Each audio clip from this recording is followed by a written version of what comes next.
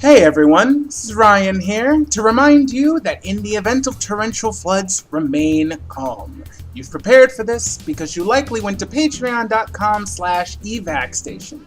If you haven't, then for less than the cost of an inflatable boat, you can help keep this show afloat and allow us to remain up to date on all necessary evacuation procedures. I mean, we are called evacstation. Come on, guys. Again, it is patreon.com/evacstation. And on to the show. Up on this shore, they walk all day. Out in the sun, they slip away. While with their boat in full time, floating under the sea.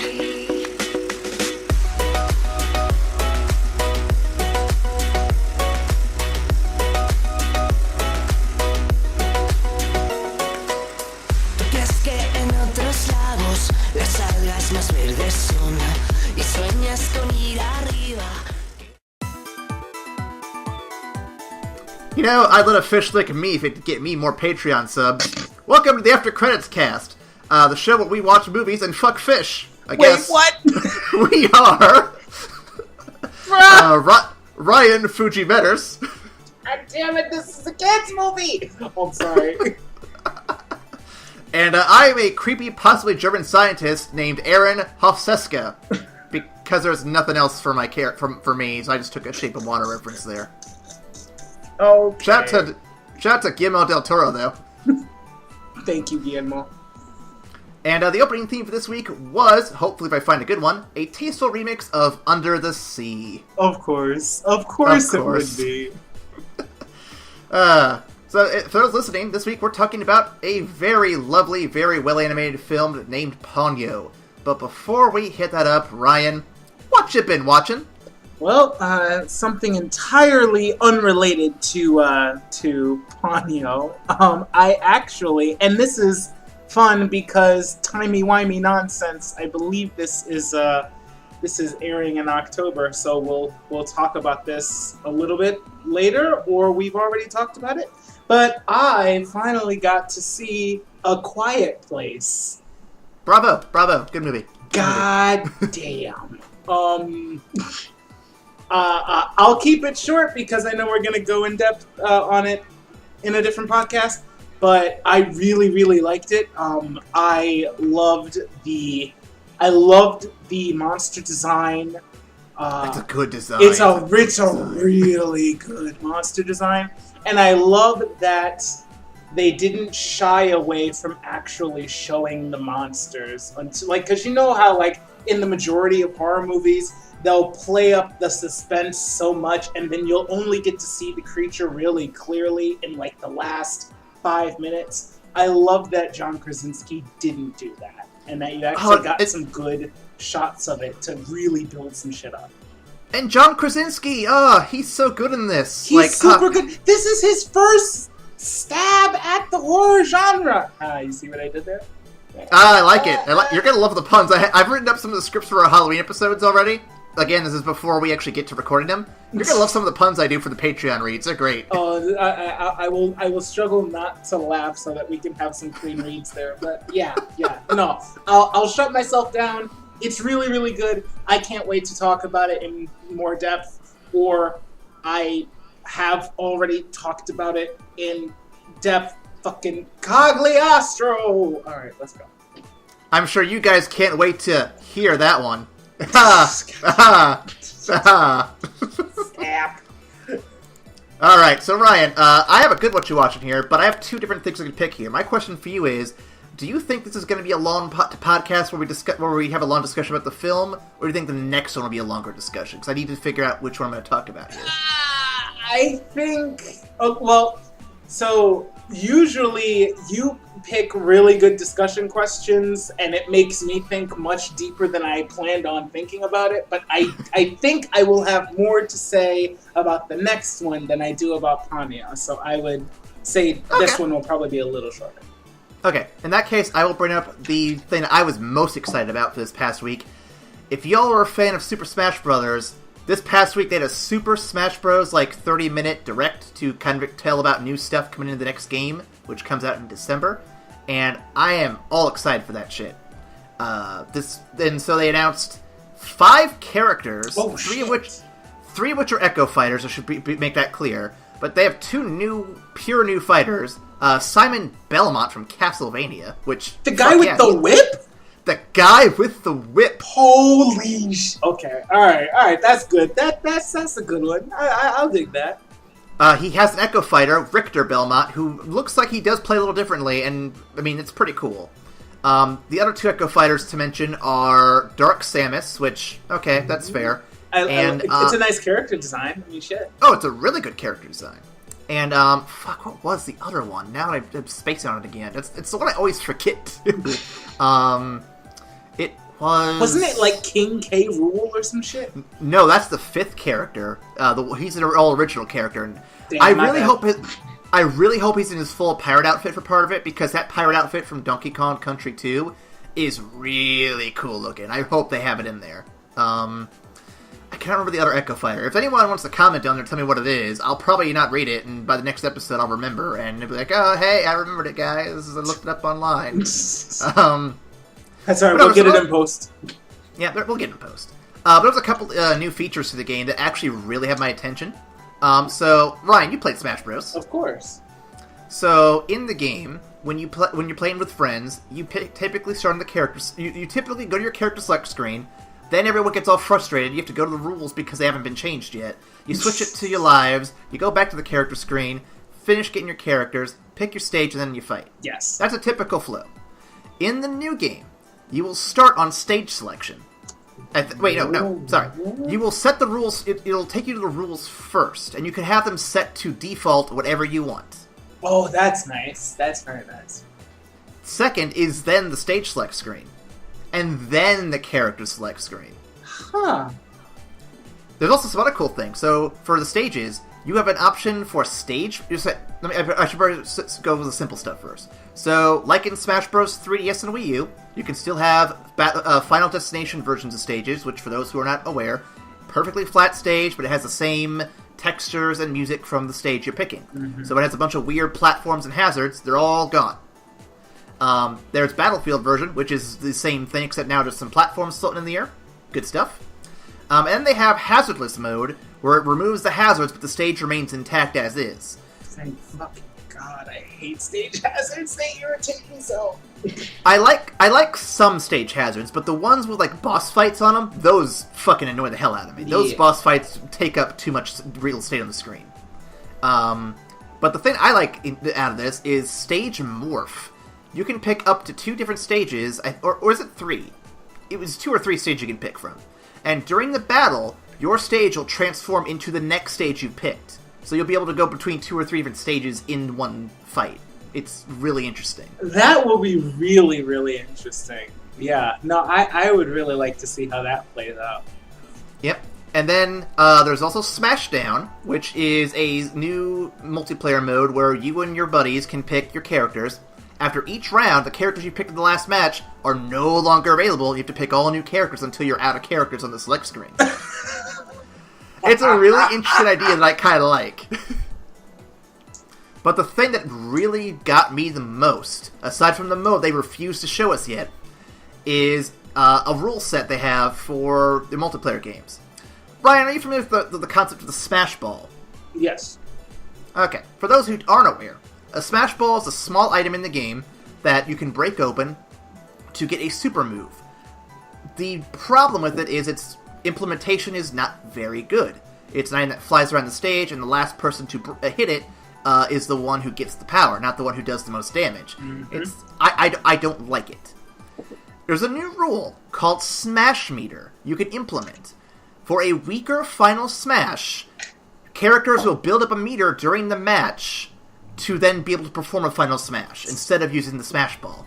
Oh. It makes it more like a fighting game. Huh. Fucking brilliant. But yeah, no, I adore everything they've shown. They showed a few other features too, like music details and stuff, but those are the big takeaways I got from it, and it's gonna be my day one buy for the Switch so far. Like, I haven't had anything like that yet, even though Octopath Traveler looks really good.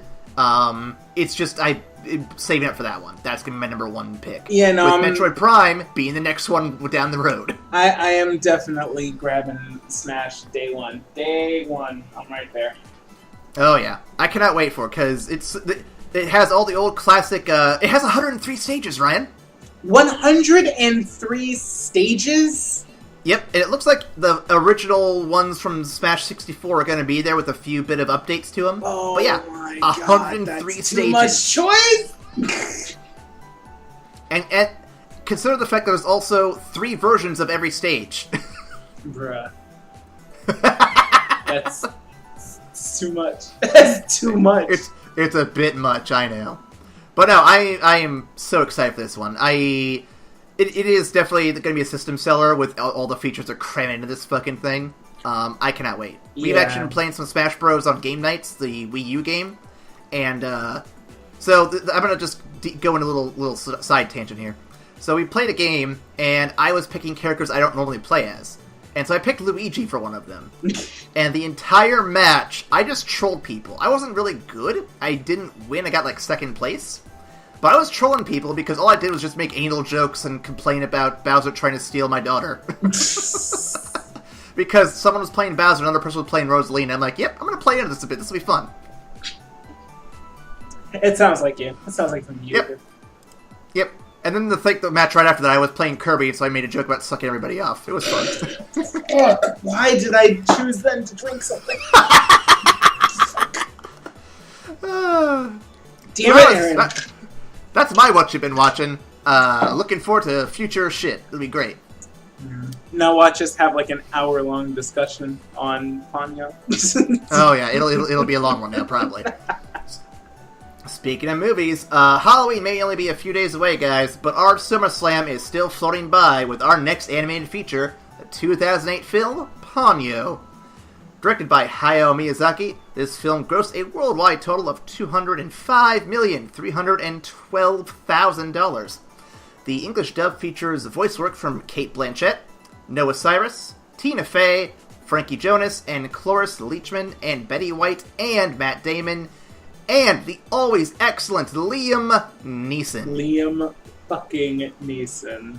Oh, you watched the English version, didn't you? I actually did this time. There was no Japanese version on the download that I found. I just straight up watched it, and like literally in like 3 seconds in, I was like, "Is that fucking Liam Neeson? What?" There is no wrong that man can commit. He is by far my favorite actor when it comes to films. Like, he's not the one I talk about the most, but every time I see him in a film, I'm like, yeah, I'll take this movie. This will be a good time. Everybody else, I couldn't have picked out, like, oh, that's Cate Blanchett, or oh, that's Tina Fey. Like, I like everybody else. You couldn't tell Betty White. Come on now. I honestly didn't notice. I don't know which of the old ladies she played. There were multiple old ladies, man. But in all fairness, I didn't either. But Amanda was watching with me, and she picked her out right away. I'm like, that's impressive. Yeah, no, but like everybody else, they had pretty distinct like character voices. So I didn't really hear the actor. I heard the person. And Liam Neeson, not saying anything bad about him, but he had the most distinct voice. Like, you could tell he was trying to distance from himself a little bit, but still, I was just like, no. Yeah. Can I just say, though, that I kind of wish that Liam Neeson was younger so he could do a new modern James Bond? Because he's got the voice, he's got the attitude, he's just a little too old anymore to do it. I think that'd be great. I would definitely be down for a young Liam Neeson as 007. I would. We got so sidetracked. He would be boss. Alright, this film has won several awards, including Best Composer from the Asian Film Awards, Best Score from the Awards of the Japanese Academy, the Ofuji Noboru Award from the Mainichi Film Concours, the Animation of the Year, Best Art Direction, Best Director, and Best Original Story from the Tokyo Anime Awards, and a special mention and Mimo Rotella Foundation Award from the Venice Film Festival. Wow. As a bonus fact, there are many references to Richard Wagner's opera series, Der Ring des Nibelungen. Where's Nicole? I need her to read German for me. Scattered throughout the film. Ponyo's real name is Brunhilde. Yep. On one of the leading roles of Wagner's other show I'm sorry. can't read. Sorry. It's Wagner. It's Wagner. Is it Wagner? It is. I'm sorry. I'm terrible. I'm just reading it. I didn't hear it anywhere. Brunhilde is also a supernatural being who falls in love with a human, Siegfried, much like Ponyo falls in love with Sosuke. When Ponyo is chasing after Sosuke and his mother during the giant storm scene, you could even hear a musical tribute to Wagner's Ride of the Valkyries. Okay, that's pretty good. Miyazaki, gotta give you props for all these little details you put in. You do good stuff. Like, that's something I think I'm gonna take away from this whole series you've been doing. As good as some of the other directors have been when they come in, Miyazaki does a great job stepping in with the details that you would not catch until you go back to listen again. I think it'll be interesting to revisit this question when we're done and it's all said and done. But I think one of Miyazaki's best strengths is the ability to take a story take a story that's been done and then put his own personal twist on it. So you could see what he was pulling from, but it feels entirely Miyazaki. It feels like Studio Ghibli. It feels like his own, rather than a spin-off impression of this story. Aside from the name Brunhilde, I'm just now realizing all of the beats that he put towards The Ring and towards Wagner's work. And it's making a lot of sense in my head. But during the watching of it, I was just engrossed in Miyazaki's latest work. So yeah. Oh, absolutely. So before we get into the synopsis, Ryan, what are your initial thoughts? And this is going to be hilarious. So initially, I really liked the show. I really liked the movie, but I thought, and I have a feeling my mind is probably going to be changed during the discussion of this movie, but my thought was that it's inherently not as super deep as the rest of his works. It feels like a movie. You remember how we were talking about how Only Yesterday seems aimed entirely at adults? Ponyo feels like it's aimed entirely at children, and it's really good, but it's a kids movie, and that's where I kind of this is fun, but it's not as interesting as the other stuff. And you're probably gonna bring up a whole bunch of stuff that I didn't catch until just now, and my opinion's gonna change. So I'm not gonna hold too hard onto that initial read. But yes, that was the initial read. I'm not gonna lie, Ryan. I will certainly try, but I promise nothing. God damn it. So I'll give my first impressions. I actually saw this once at a friend's place way long ago, but because I was in college.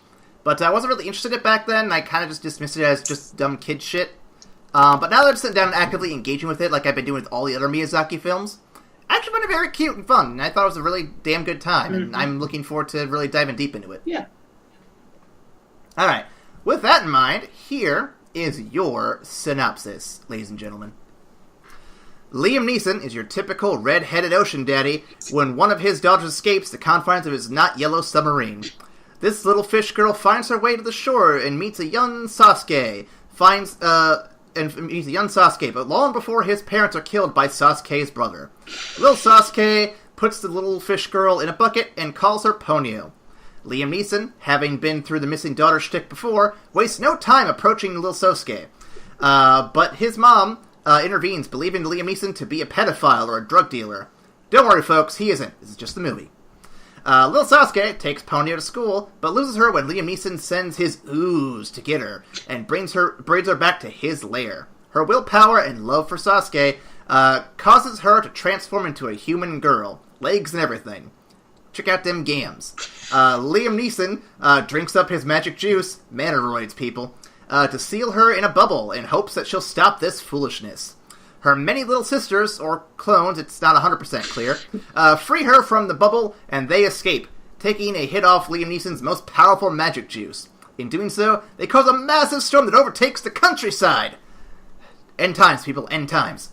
Meanwhile, thousands of miles away, we establish little Sasuke lives with his mom while his pappy is out in the ocean. Not coming home from work again, his mom is mad, but little Sasuke cheers her up. They go back to their usual routine until the storm hits, which really fucks up his pappy's boat. Little Sasuke's mom defies common wisdom in getting her son home, driving through flooded roads and speeding up mountain roads. Along the way, they find the escaped Ponyo, now in human form. It's not even her final form. They soon discover she has special powers to boot. Mom eventually relieves the kids because the old people she gotta go save.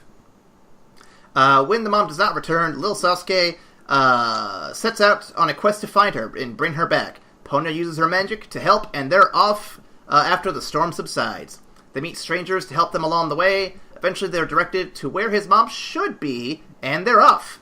Nearing the end of their journey, Ponyo's magic starts to fade away, and she turns back into a fish. Oh no! While all this is happening, Liam is meeting with Ponyo's mom, who is basically an ocean goddess. They agree to let Ponyo stay with the boy, Sasuke, for those keeping track here, if he can prove he truly loves her. Liam is not happy with this, but he has to agree because, well, it's what Ponyo wants. He can't really stop her. They meet little Sasuke's mom and explain everything to her when she goes to save the old people. When Ponyo's magic has started to fade away, as I mentioned like a paragraph ago, Liam grabs little Sasuke and Ponyo, after a small chase scene, of course, and brings them to Mrs. Little Sasuke's mom. They tell little Sasuke he has a choice, and of course he chooses Ponyo. They leave Ponyo with the family, and just as they're gone, Ponyo jumps out of her bucket, kissing Sasuke, and turns her into a human once again, but with no more magic. The film ends with them comically frozen in place, smiling at one another while they're defying gravity.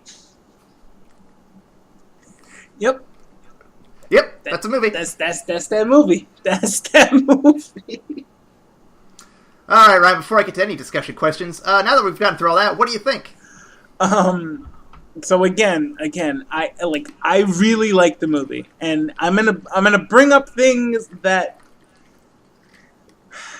like it felt generally kind of all over the place, and I was along for the ride. I was along for the ride, but like in terms of like a cohesive story, and slightly pushing my suspension of disbelief just a little too far. But overall, I really did like the movie. Yeah, I definitely agree. I think it's good. I think it has a very childlike way of doing things. Like, it bounces all over the place, yes, but not in a way where it's unfocused. It definitely has a focus to it. It's just that it likes to throw in a bunch of ideas all at once and really just kind of... Like, there's a scene where they're floating along the flooded streets, and they're talking about all the different fish around them. And I'm like, what movie takes this time to set aside to just name off all these old-ass fish? Like, I'm not complaining. It's really cool and educational, but what the fuck am I watching here? Yeah, also the...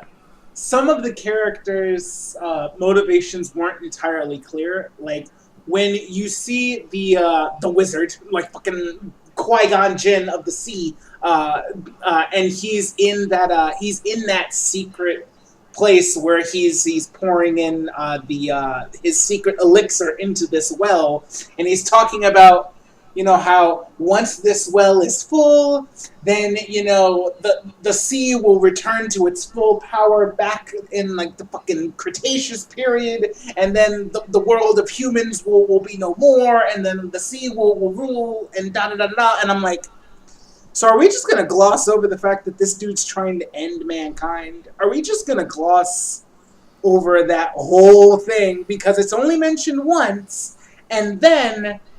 Later on in the movie, he's talking about how, oh, well, everything is out of balance and the moon is about to have the ocean overrun everything.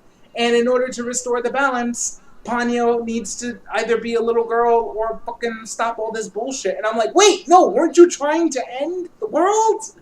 What's happening? I don't understand what you're doing. Yeah, I wasn't sure if he's supposed to be a good guy or a bad guy, because at the beginning he comes off like the bad guy, but by the end he's like, oh, okay, he's cool, but like, wait a minute, didn't you want to do, What are you doing here? What's going on?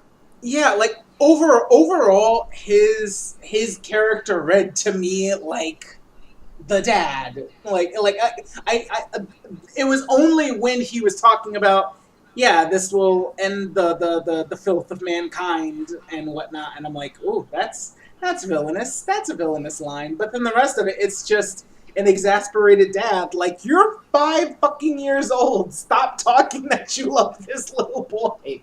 Stop it. Yeah, it's a little weird sometimes. It got a little weird. Yeah. I had a great time with it. I'm gonna say a lot of things that feel kind of nitpicky, but I had a really good time with it. I was smiling from start to finish. Ryan, I encourage nitpickiness, so you have at it. And speaking of which, I've got my first question right here for you that might seem a little nitpicky. Let's hear it. Is Liam Neeson doomed to be typecast as the father knows best character who's also a badass in every goddamn movie? I mean, I'm not complaining because he does a good job with it. But god damn, it's like the 5th or 6th movie he's done this in. Honestly, I mean, I think it comes from how he's aging, because like he's definitely getting older, but he has that demeanor and the voice where it's just like he can be kind and wise and badass simultaneously. And there aren't many people who can do that. There aren't many older actors that can really hold all of those plates spinning in the air at the same time.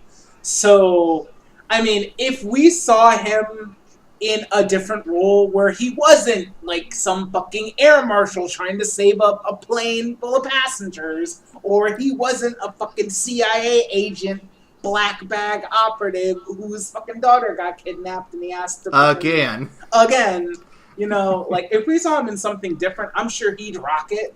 But as long as he was fucking Rob Roy and Oscar Schindler. I mean, he's done his time. Yeah, he's done some good shit. Yeah. But as long as there's a need for that badass father figure or that badass older guy that shows up and fucks the younger guy's shit up, Liam Neeson's never gonna go hungry. There's always gonna be a part for Liam Neeson. And so I'm gonna break away here real quick. So I look at Liam Neeson myself, and I think to myself, in the upper echelon of actors I enjoy, where is he at? Because I'm comparing him to Robert Downey Jr., Jeff Goldblum, and Willem Dafoe as my short list. I know there's more, but that's my short list right now. That's a good list. It's a good list.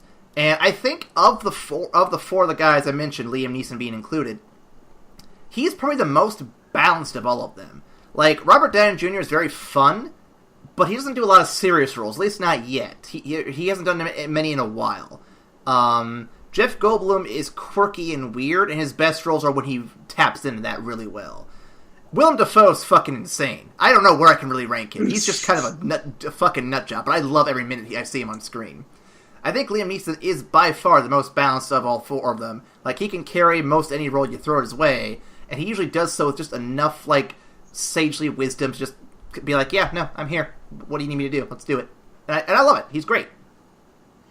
You know, that's an interesting critique, yeah. Because of the short list that you mentioned, those 3 have, like, kind of niches, and they're definitely fantastic at their craft, and they can stretch in other ways, but the majority of their acting is definitely, like, kind of in that similar vein, whereas Liam Neeson has a larger, I want to say, like, a baseline, where he could apply to a couple of different things, yeah. A wider breadth of things he can call upon. Yeah, I think so. Notice I didn't list Nicolas Cage because he's also a fucking nut job I can't really put anywhere. I feel like Nicolas Cage just has the most fun in any role. He's like, okay, you want me to do this? Okay, how can I maximize my fun with this character? And then he just goes. He just leaves. Well, I can't wait to talk about Nick Cage in a podcast. It's going to be great. It'll be fun times. I will... I'm not sure. I would love to do a face-off podcast, but I don't know how I'm going to get through it without laughing the entire fucking time. Because it's so good. I think it might be my favorite Nick Cage movie. It's just...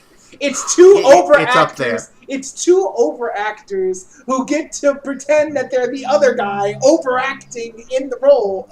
Come on, man. I gotta give shout outs to it's John Travolta, right? Yes, sir. Yes, sir. Yeah, I gotta give shout outs to John Travolta. I mean, it's hard to keep up with Nick Cage, and he did it. It's good. We're getting way off topic here. Yeah, I'm sorry. Nope, you're good. It's a fun rabbit hole to go down. Nick Cage podcast coming soon. Yep, to a theater near you. Okay, next. Is Sosuke's mom a good mother, or is she just a bit too reckless? To put it in other words, if you had kids, Ryan, would you trust her with your children? Damn. I think she has her heart in the right place, but she is definitely not a forward thinker. Yeah, she's definitely pretty goddamn impulsive, playing Fast and Furious like fucking Drift King, like in the midst of a storm. Like waves are literally chasing you. This bitch is drifting on mountain roads. Okay, no, I think overall she is a good mother. I do think so. I don't think I think she's really confident in what she can handle. So it's never like she jumps into something thinking, oh, this might be really bad. Let's fucking roll the dice. I feel like everything she does because she knows she can do it, and she knows she can keep her kids safe while doing it. So I wish I had that level of confidence. There's so many things I'm like, I don't think I can do that. Like, I'm gonna that mom, stay back. Lisa had the biggest balls in that movie. Like, Jesus Christ. Yeah. I love that they fucking had Liam Neeson's character and the ocean goddess talking to her like it was no big deal. And I'm like, oh, okay, that's a thing, sure. Yeah, she was very... And she was so chill about it. Chill about crazy shit. Like, we literally just saw this little girl running on waves. And you can at first dismiss it as your child has a really big imagination, but then you saw it, and then you realize this actually might be the fucking goldfish that he had yesterday. And you're like, alright, fuck it, let's get these kids inside, and let's get them some food. I'm like, alright, fucking let's go. She rolled so hard with those punches. I gotta at least give her credit for that. That's good shit. Yeah, no, she definitely rolled with the flow. So I can't impugn her motherhood skills too hard because she literally handled everything that came her way in that movie. She handled it. Absolutely. Okay. So it is said that this film is to be a Japanese take on Little Mermaid. Do you see the comparisons, and do you think this holds up to Little Mermaid that we saw as kids? I can see the comparisons. I can definitely see the comparisons. I would say where the comparison falls apart is the lack of a central villain who exists solely to take advantage of the main character. Because you have no Ursula, who's there, right, like, literally trying to trick Ariel into giving up, like, the thing that makes her really unique. It's just, like, the closest thing you have to a villain is the dad, and his motivations are just, fuck humanity. I hesitate to even call that a fuck human, like a real motive, because you see him touch on it like for 5 minutes, and then the rest of the movie is just, oh my god, what is my daughter doing? Can you please stop? Oh my god, the world is about to end because my daughter has a crush on this little boy. Can you please stop? Yeah, it's weird to see it's weird because the comparisons really are there, and there's a lot of strong. Like, both are visually impressive. Both have the young redhead girl wanting to become human and be with a human and experience the human world. And you have those main beats following along pretty strongly. But then, yeah, you're right. It's just that lack of a central villain. And I have to wonder... Because this isn't the first time Miyazaki's done this. Because you could argue that when we talked about... what was it? Princess Mononoke, we didn't really claim that there was a central villain. There was a couple people with weaker morals than others, but none of them were necessarily the big bad. Yeah. But remember, like we mentioned that as being like the core strength of the movie, because everybody's character was so three-dimensional and so well developed that you could see how either side can look really villainous to the other side, and that's that was fantastically done. So with that in mind, because I do ask another question: is there an antagonist to this film? We've already answered that, so I guess I'll switch the question a little bit. How do you think this film tackles the lack of a central antagonist, like Princess Mononoke does? Is it similar? Is it different? And is it how does it hold up with that? I definitely think it's different, and I think this is I think it speaks to like essentially my core nitpick with the movie. All right, everybody take a seat. We're gonna listen to this. I don't really feel like there is a central conceit or a central moral to the story. I feel like Ponyo wanted to experience the world. She escaped. She met this little boy who took care of her, and she fell in love in fucking 5 seconds, and then upended the entire world to get back to him. And essentially her parents allowed her to do whatever the fuck she wanted in order to put the world at balance. I don't feel like there's a central like storyline where we're supposed to walk away with like a major takeaway at the end of it. I feel like it was just a really fun kids adventure that had a happy ending. I don't know what the big takeaway from the movie is. And I think that also lends itself to the lack of an antagonist. I'm not saying that an antagonist would have fixed everything, but I'm saying that essentially... Well, a conflict would have fixed everything. A central conflict would have kind of fixed things. And I was kind of waiting for, like, essentially for Sasuke to have to, like, deal with like a series of trials where he has to prove his love for Ponyo. But at the end of it, it was just like, okay, I finally get to meet you. So, would you love my daughter if she was a fish? Yes? Okay. Well, if she becomes human, she's gonna lose her magic. Is that okay? Yes? Do you promise to take care of her? Yes? Okay, you're fine. That's it! That's it! Listen, lady. I watch Shape of Water. If she can love a fish, I can love a fish. It's fine. God damn it! I'm gonna stop drinking things. I promise. I promise.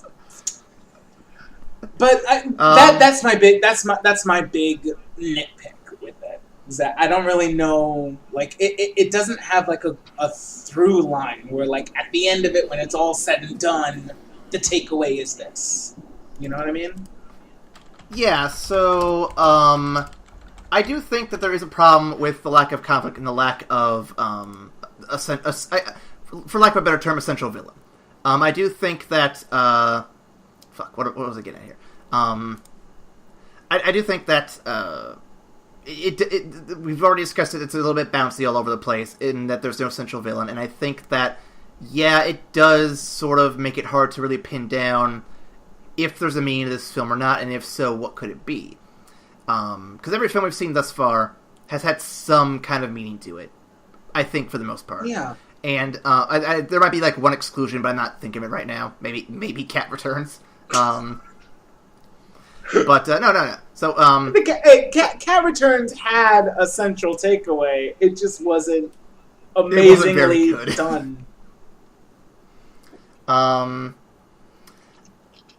Man, I'm just trying to think of how I can like defend it, but I'm really having some struggles sitting here thinking about it, because I think overall it really is just kind of like playing up the kids' angle a little bit more than the previous films have. Yeah. Like, I don't know. I'm someone who likes to look for deeper meaning and shit, but it's just kind of hard to find it when there's not a lot of meat to go on, you know? That's my problem with it. Like let me say the disclaimer again.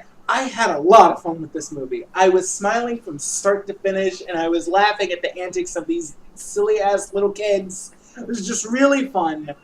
But I feel like it lacks in substance. It has amazing animation, and it plays up the fun, absolutely, but I feel like there's a lack of deeper meaning in it. Yeah, I can agree. And I do want to touch on the thing you just said. The animation in this film is probably one of the best I've seen, and not because it's like the best one, but it has a very unique style the other movies don't have. Absolutely. And it fits the story really good. It really does. It really does. I think that's one of my favorite things, discovering and watching this whole project and watching all of the Studio Ghibli films, is that the studio is so willing to take a chance on new animation styles and just fucking run with it. And it's so awesome to see.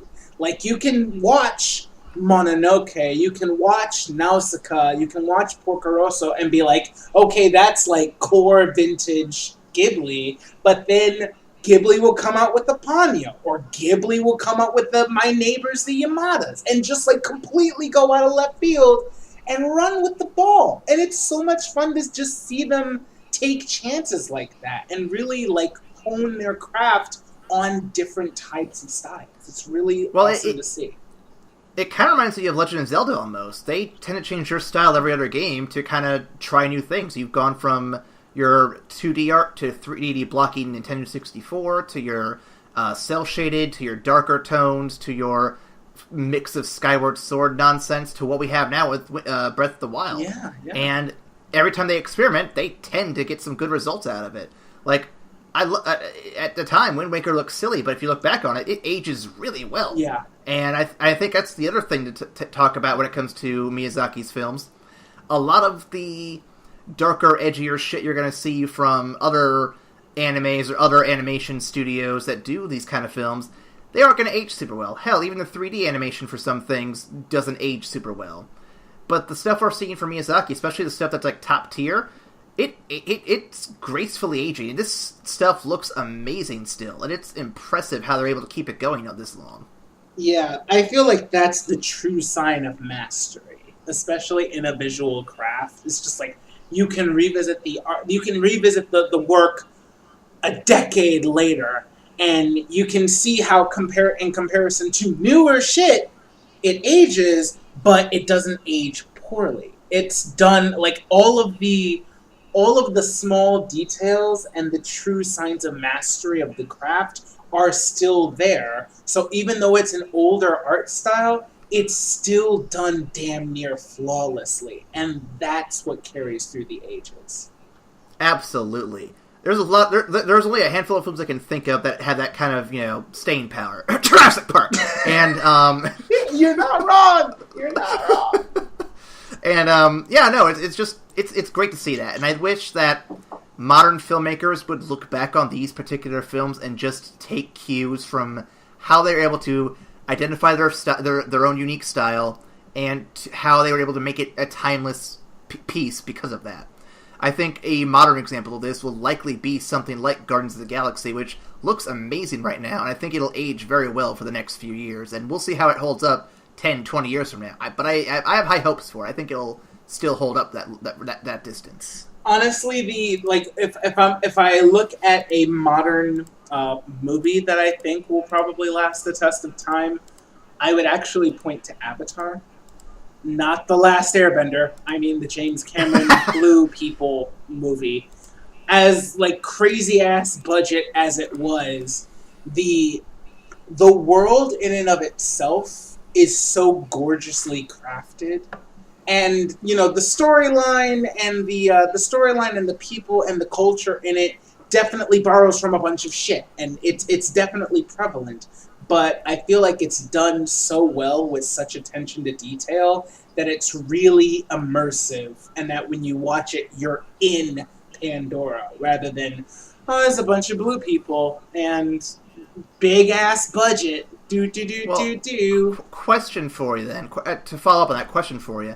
Have you seen Avatar only in 3D, or did you see it in 2D as well? I saw it both. I saw it both ways. Okay. I saw it in 3D in the theaters, and then I have it in 2D on Blu-ray and DVD. I've only seen it in 3D once. I've not gone back to see it. I don't hate it by any means. It's just nothing that really grabbed me enough to want me to buy it and keep watching it. But everyone I've talked to thus far says that the 2D isn't anything to write home about, and the movie's not as impressive in that state. They say it's definitely the best in 3D, and that's about all I get out of them, really. I would say that I love the movie enough that I really like it in 2D, but the 3D is definitely the best. It's because it's subtle 3D. It's not like that. Oh yeah, no, it's about depth instead of coming at you. Like, oh, here's a fucking thing coming at your face. No, it has like one of those. But the rest of the 3D is really depth. It's really immersion. Rather than cheap gimmicks, it makes you feel like you're actually there. Well, and the other benefit to it as well is that it was filmed entirely in 3D, whereas most films, to save money, convert to it or only do parts of the film in 3D. Very true. Which, let's be fair here, typically doesn't look as good, and it doesn't justify the higher ticket price. Yeah. I got my eyes on you, Hollywood. I know what the fuck you're doing. Yeah, no. Avatar is like one of the few movies that I would absolutely say it's worth it to see in 3D. It's absolutely worth it. I think it's maybe the only one, but I haven't seen enough of them since that to really say for sure. But as far as I know, it's the only one to my memory that really is like, yep, we made use of the 3D technology all the way through. Enjoy. Yeah. Now, why it needs a fucking sequel is beyond me, but we're getting super off the topic. I'm sorry. This has been a bad podcast for staying on time. It's because there's not a lot of depth in Ponyo. I love this movie, but damn. Okay, I'm gonna skip a question here and move on to some other stuff here. Why do you think Sosuke loves or likes Ponyo? Because he's fucking fine. Well, no. Let's really chew into this a bit here as best we can. So Ponyo likes Sosuke, obviously, because he grants her the freedom away from her bubble prison, basically. And she wants to live this free life and be, on the land and enjoy what the world has to offer. So, in this case, let's look at Sosuke. Why is he so attracted or devoted to Ponyo? I honestly don't know. This is not me shit-talking Ponyo by any stretch. I mean, Ponyo's motivations for sticking with Sasuke and falling in love with Sasuke are well defined. Not only is he helping her find this life outside of her father, but he is literally the first human that she ever encounters in life, and the first thing he does is treats her with kindness, which goes entirely against all the "oh my god, humans are awful, foul creatures" rhetoric that her father has been spitting. He has turned that on its head within 10 seconds of meeting her. So yes, her falling for him 100% makes sense. No question. It's almost like she was raised in a conservative family who voted for Trump and she wanted to get away from it. Man, I gotta clear my throat. Hold on. A little bit. But Sasuke's 5. I think that's it. There's nothing else that, aside from the I don't want to say novelty, but it's the only word that I can think of that's close to it. Aside from the novelty of finding this fish that has a human face and has a lot of personality that he lost, and then it came back as a little girl with red hair and boundless energy and just could do cool shit. That's really all. It's really all I got. It's really all I got. Well, okay. So I'm going to attempt to take a stab at this. Please do. So I think Sosuke likes Ponyo because she is not like the girls he goes to school with. Because if we see them for a little bit, and they don't really like him. Like, they try to reach out to him, but he's considered to be a little off-putting and weird. Like, he says he has to work, he says he's got to do this, and they're like, "You're weird, Sosuke," and they just, they don't get him, they don't understand him. Honestly, I think it's the other way around. I'm gonna let you finish, but I think it's the other way around. I think the girls like him, but they don't catch his fancy at all. like that because they constantly are like, Sasuke, come play. Sasuke, what are you doing? Sasuke, show me what you're working on. And I think that he's might like, just be there. nah, I ain't got no time for that. I'm busy. I have to take care of this fish. Well, I think part of that is just the fact that they're maybe trying to reach out to him to maybe get him to kind of integrate with the rest of the class, because let's be fair, it's a little weird when one kid wants to just kind of do his own thing. I mean, I'm not trying to diss anyone on that, but I'm just saying, like, in a typical playground setting, it is a little strange when one kid just wants to go off on his own and not be interacting with anybody. So I can understand why they want to pull him into, like, the group activities, sports, games, etc., etc. Because I went to school with in situations like that, and it's like, you kind of feel bad for the kid not hanging out and playing with anybody. You think maybe he's got no friends, so reach out and maybe get him involved. So I think that's kind of maybe the mentality of the other school kids. And I think that Sasuke, like I said, like you said, he isn't really interested, and he comes off as off-putting, so they, they don't pull him in as hard as they could. And that's sort of what draws him into Ponyo, is just that she sort of gets him. She sort of digs the weird vibe he's putting out, and the two of them just kind of click.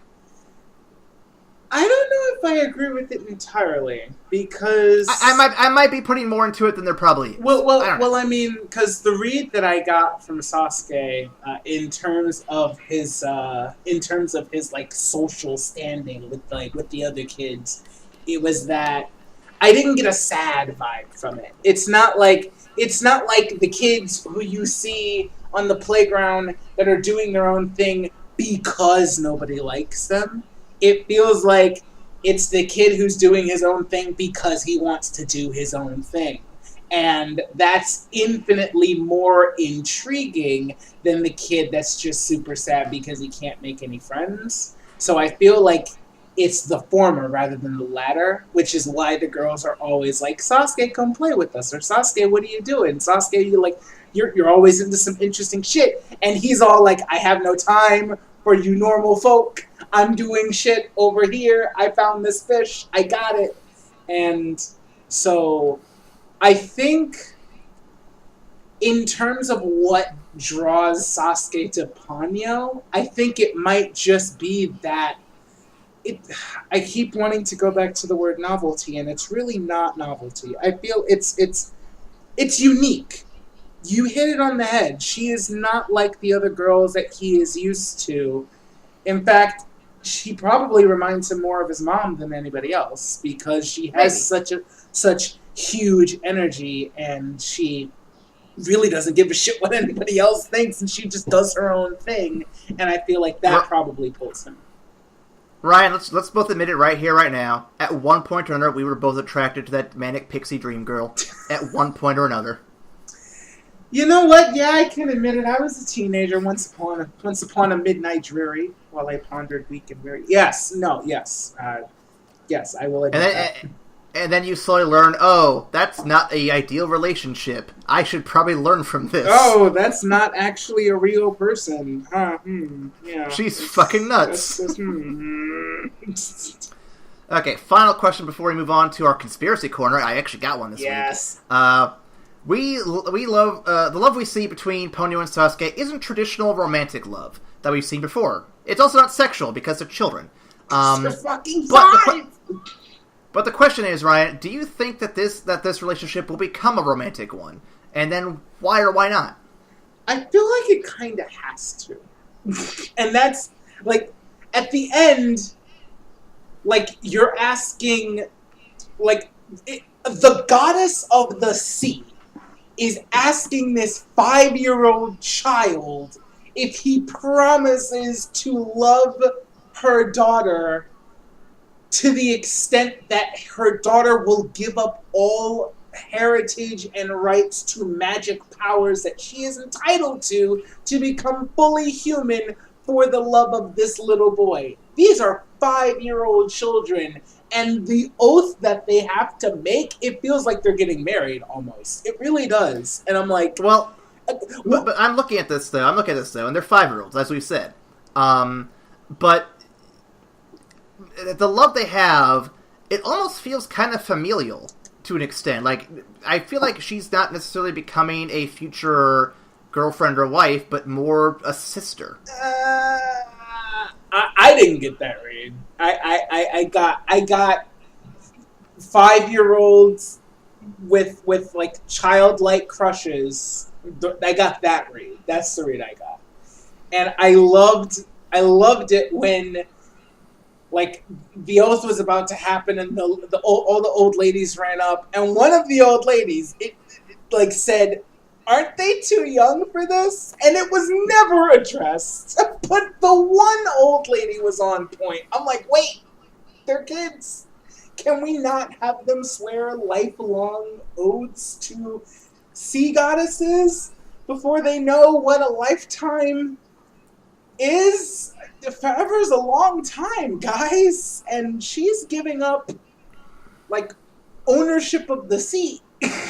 She's giving up spooky magic powers for this little boy. Now, I didn't include it in the bonus facts, but I do think I read somewhere that Miyazaki was interested in doing a sequel to this. Like a for real sequel, not like a for real sequel. Not like a this is actually a story that Ponyo wrote when she was daydreaming about Sasuke one time. Type in ninja class. Yep. Yeah. Fucking grumble. But no. I think he contemplated making a sequel, but I think he was talked down from the idea. I'm not gonna lie, I wouldn't be opposed to seeing something in the distant future where it kind of shows the two of them and where they end up going. It doesn't have to be a full movie, like a short 15-minute jaunt. I would be cool just seeing like what becomes of their relationship and where does life take them. Just a short little glimpse into it. That's all I'd want to see. While I wouldn't mind seeing that, I feel like the movie has goals, and the goals that it sets out to do, it does well. I feel like it is a kid's adventure, like exploring this childlike love that they found for each other, and like trying to essentially go against the world in order to preserve it, and they succeed, and she kissed him and became a human forever who somehow can fly for some silly reason, but that's it. I feel like the story doesn't need any other closure. It's found all the closure it needs, so I don't need anything else if they decide to not to. That's fair. That's all I have for questions this week. We're actually running longer than I thought we were going to run. God damn it, we did it. I knew we were going to do it. In all fairness, though, the sidetracking is what got us. Yeah, it was the sidetracking. So let's cue some music for Conspiracy Corner here real quick. It's a short one. So this week, Ryan... I actually think I know this. I actually think I know it, too. Okay. I want to hear what you think it is before I tell you what it is. Well, so...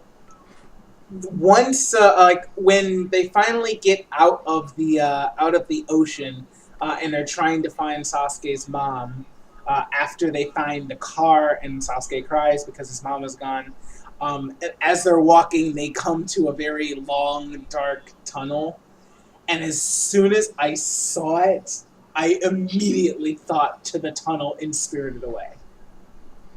That is not the one I have. Really? That is actually a very good callback, though. I do like that. As soon as I saw it, I was just like, ooh, Spirited Away, I see it.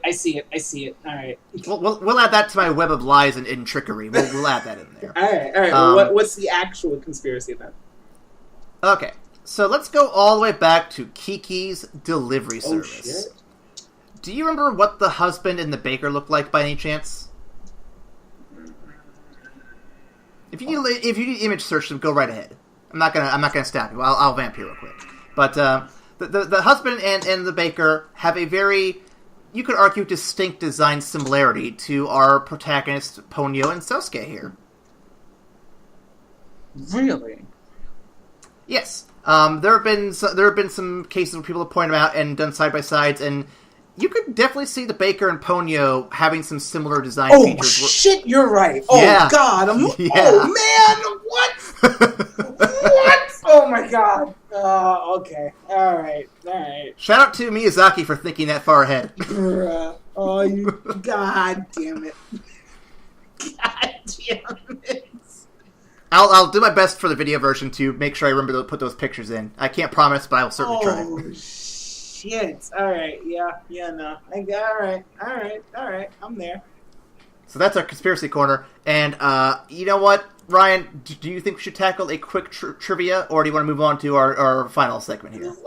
We are running a bit long. We should probably just move on. That's fair. So moving on to the final segment where we rank the film. As y'all can see in the link down below in our descriptions, we do have a post that discusses all that on our Patreon. Basically, we rank them from platinum to shit, determining what the best movies are and why we rank them the way we do. If you want to know the details of every rank, please click the link and read the description in detail, because I don't want to read it off every single episode. I'll read it when we have guests because I need to kind of clarify with them, but that's another story. So, Ryan, Ponyo, where would you rank this? I have a strong feeling I know where you're going to put it. Ponyo, like, for all my nitpicking, again, I really, really enjoyed the movie. I had a lot of fun with it.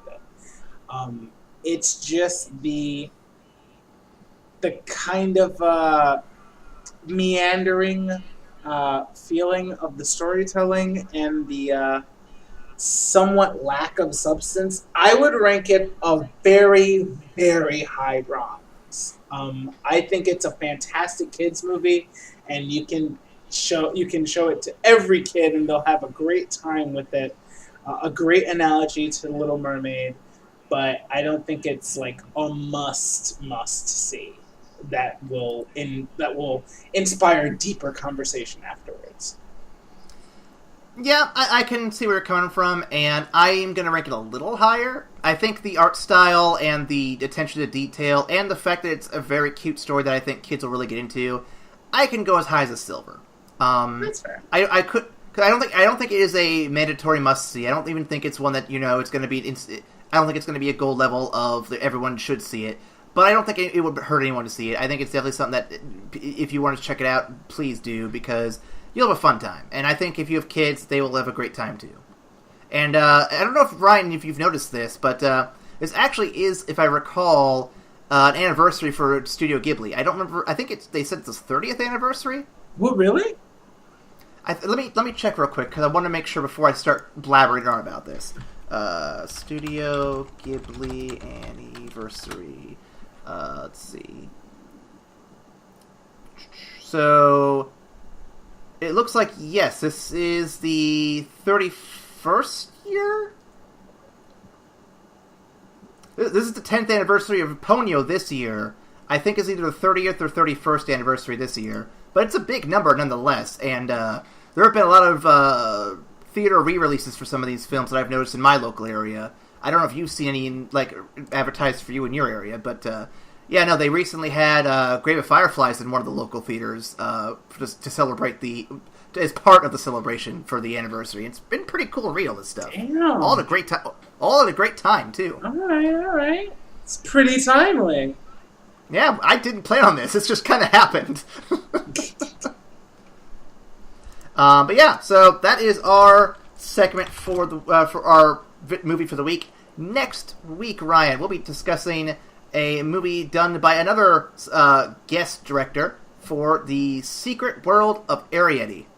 Yes. And I'm not going to lie, I had a good time with that one. I cannot wait to get into it. I did too. I can't wait to talk more about that one. Alright. Well, let's go ahead and do some quick plugs. If you want to talk to us more on Tumblr, Twitter, or Facebook, we're always there. Please send us a message. If you like an episode, please make sure to rank and review it on iTunes, Google Play, or whatever podcast platform you prefer. And as always, if you can spare an extra $1 a month to our Patreon page, every dollar helps keep the lights on over here. And it's less than the cost of your popcorn you're going to go buy at the movie, or your drink. So, save us some money. It's less than the cost of an inflatable boat. It really is. In most cases, I would assume so. And, of course, if you want to get to us directly, there's always our email. Ryan, what is that email? That's lonesomeryan@gmail.com. That's evacstation@gmail.com. I almost didn't catch that, but I think I heard evacstation@gmail.com. Indeed, you heard evacstation@gmail.com. And nothing about me being lonely. Yeah, I heard if you repeat things over and over again, people tend to remember it. I'm hoping that it's the case here. Oh, shit. You know what? I forgot to tell you. The email is actually evacstation@gmail.com. My bad. I never would have guessed that. So thank you. Thank y'all for listening. And we'll see you after the credits. Bye.